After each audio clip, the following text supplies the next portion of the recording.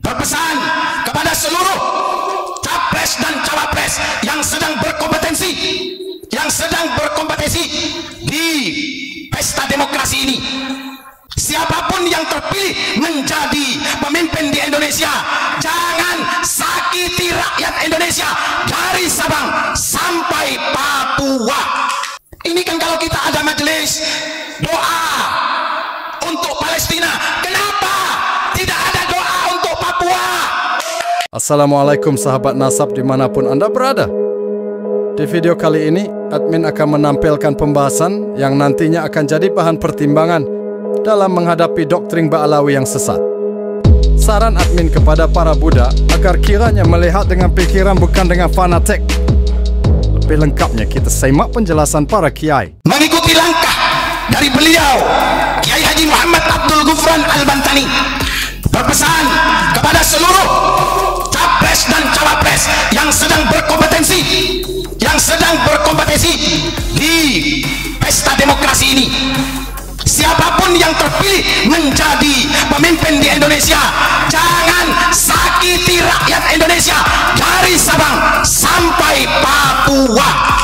Ini kan kalau kita ada majelis doa untuk Palestina, kenapa tidak ada doa untuk Papua? Bangsa Indonesia pada saat ini, diakui atau tidak diakui, mengalami kemunduran dalam hal mencintai negerinya sendiri.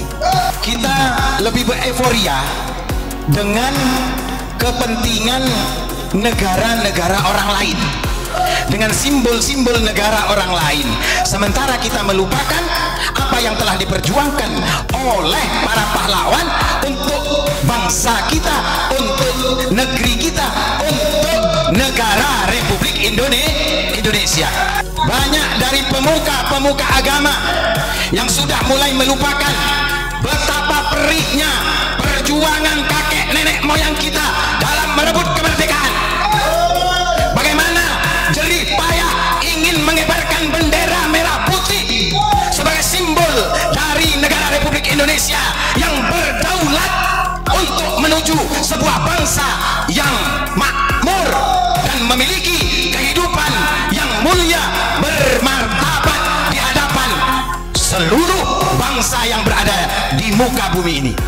Kalau kita lihat sejarah, betapa para alim ulama ketika itu diminta rujukan oleh para intelektualitas pendiri negeri ini yang diwakili oleh tokoh-tokoh para pahlawan-pahlawan, baik itu yang berperang langsung maupun yang menjadi diplomat. Bagaimana jerih payahnya para pahlawan-pahlawan ingin memerdekakan bangsa Indonesia ini dengan seutuhnya. Betapa para alim ulama, tokoh-tokoh agama diminta untuk memberikan referensi ketika Presiden Soekarno beserta para jenderal, beserta para prajurit, beserta para pejuang-pejuang ingin membebaskan Irian Barat yang sekarang populer kita sebut dengan saudara kita Papua. Bukan dengan sedikit darah yang harus mengalir untuk memerdekakan dan membebaskan negeri Irian Barat sebagai negeri yang bebas, negeri yang berdaulat. Sudah lupakah kita dengan sejarah KRI Macan Tutul dan Macan Kumbang? Sudah lupakah kita dengan beliau Laksamana Yosudarso beserta para prajurit-prajurit Angkatan Laut, Angkatan Udara, Angkatan Darat? Kita lebih mementingkan pada saat ini membela rakyat dari bangsa lain daripada membela rakyat Papua. Nahdlatul Ulama Muhammadiyah memiliki peran andil yang besar dalam memerdekakan Irian Barat. Para kiai dimintai rujukan oleh pemimpin-pemimpin bangsa Indonesia pada saat itu. Tapi kenapa ketika Papua sudah bergabung, Papua menjadi bagian dari NKRI ini, banyak dari pemimpin-pemimpin bangsa Indonesia pada saat ini, banyak dari tokoh-tokoh agama, tokoh-tokoh budaya, tokoh-tokoh lintas agama melupakan saudara-saudara kita yang sebangsa dan senasionalis etnis, bahkan seagama yang berada di ujung timur negeri Indonesia, Papua. Kita lupa, kita lebih senang mengajari anak-anak santri dengan mengibarkan bendera orang lain daripada bendera negeri kita sendiri yang telah ditebus oleh para pahlawan dengan kucuran keringat, dengan genangan darah, bahkan pengorbanan nyawa dari para pahlawan-pahlawan kemerdekaan.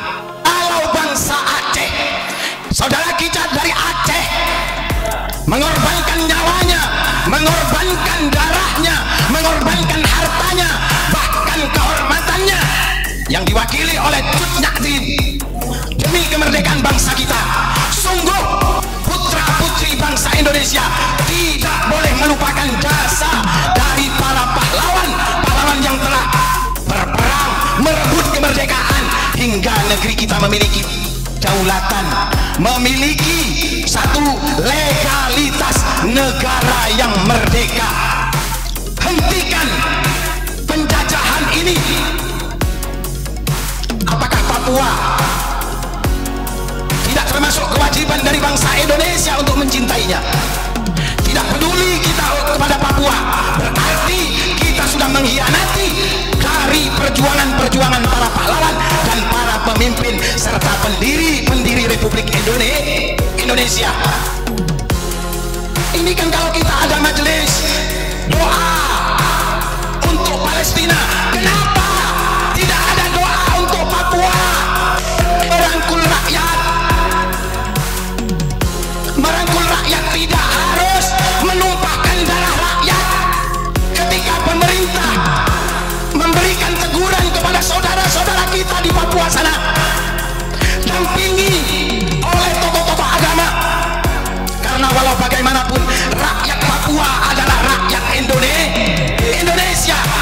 Wajib fardu ain bagi anak-anak negeri Indonesia untuk membela Papua. Betapa indahnya kalau ulama dan umaro beserta rakyat memberikan perhatian khusus kepada saudara-saudara kita di Papua sana. Para kiai-kiai, para pengasuh-pengasuh pondok pesantren merealisasikan, membuktikan kecintaannya kepada Papua dengan memberikan subsidi, dengan memberikan sumbangsi ilmu pengetahuannya kepada Papua. Bukankah Papua ketika azan dikumandangkan azan subuh, sebelum Pulau Jawa mengumandangkan azan subuh, Papua sudah menjadi serambi Madinah, karena Papua lebih dulu mengumandangkan azan subuh.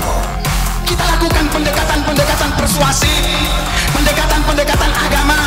Bukankah di negeri kita sudah dibentuk kerukunan lintas agama, lintas iman, lintas suku, lintas budaya, lintas kultural? Ini kalau yang melakukan dari pengurus besar Nahdlatul Ulama, memberikan rangkulan dari pengurus Muhammadiyah, memberikan rangkulan kasih sayang kepada saudara-saudara kita yang berada di Papua. Saya yakin tidak akan ada lagi rakyat Papua yang merasa dianaktirikan. Harus memberikan cinta kasih sayang, memberikan semangat bahwasanya kita ini adalah satu, diikat dengan Pancasila. Dari itu saya mengikuti langkah dari beliau Kiai Haji Muhammad Abdul Ghufran Al-Bantani, berpesan kepada seluruh capres dan cawapres yang sedang berkompetisi di pesta demokrasi ini. Siapapun yang terpilih menjadi pemimpin di Indonesia, jangan sakiti rakyat Indonesia dari Sabang sampai Papua. Kami akan korbankan nyawa, raga, akan mendoakan siapapun engkau yang menjadi presiden di tahun 2024, rangkul Papua. Jangan jangan pernah mendiskriminasikan anak dari negeri sendiri. Jangan pernah mengajari anak-anak kita lebih mencintai bendera orang lain daripada bendera merah putih.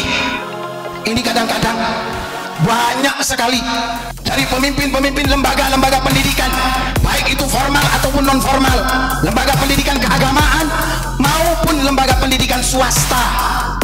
Kalau anak-anak didik kita harus kita ajari, harus kita latih untuk mencintai simbol-simbol negara dari negara Republik Indonesia.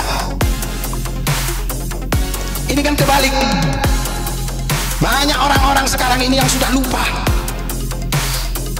membantu kita kepada saudara muslim kita yang berada di sana. Bagus, tapi jangan lupakan saudara sendiri yang berada di pedalaman Kalimantan, pedalaman Sumatera, di pedalaman Ambon, di kepulauan-kepulauan. Masih banyak yang